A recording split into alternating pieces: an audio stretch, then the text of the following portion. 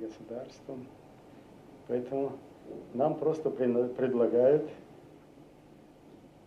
в лесу выловленного дикого медведя посадили в клетку и говорят, иди, заходи в клетку и живи с ним, дружи. Подай ему лапу с этим зверем и живи дружно. Вот что такое Россия.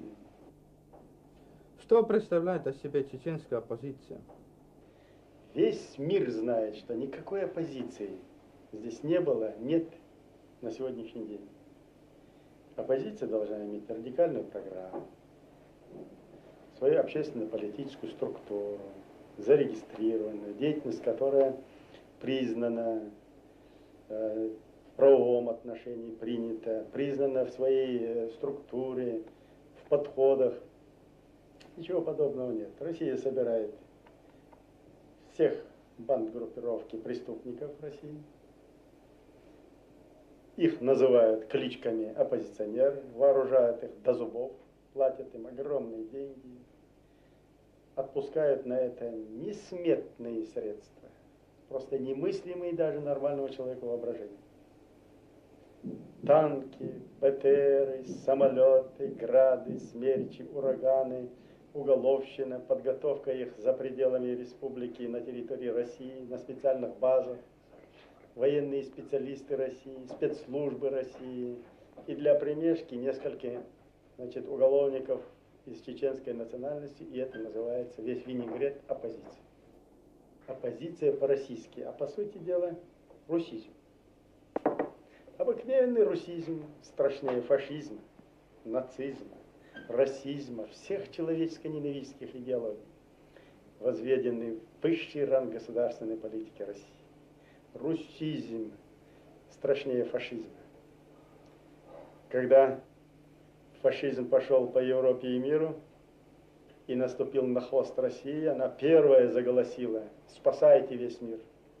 И весь мир пришел на помощь в борьбе с фашизмом, и сами немцы пришли. И сами немцы отвергли первые фашизм, и весь мир отверг эту чуму.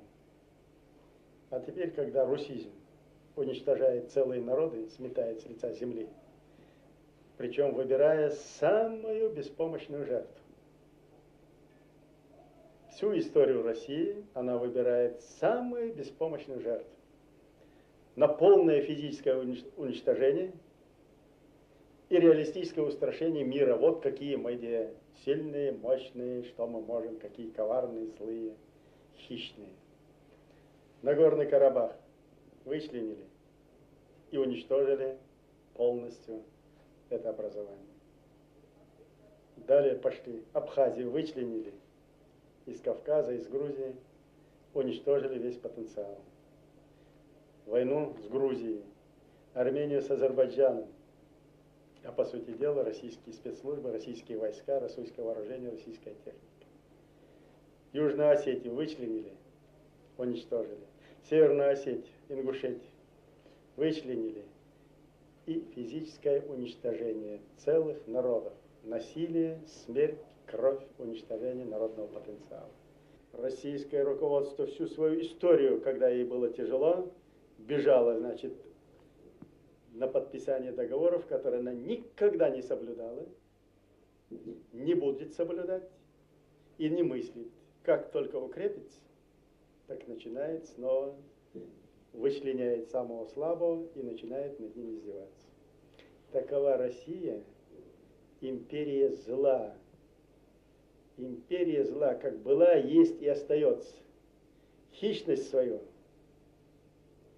алчность, беспощадность, бездуховность, безнравственность продемонстрировала на Чечне.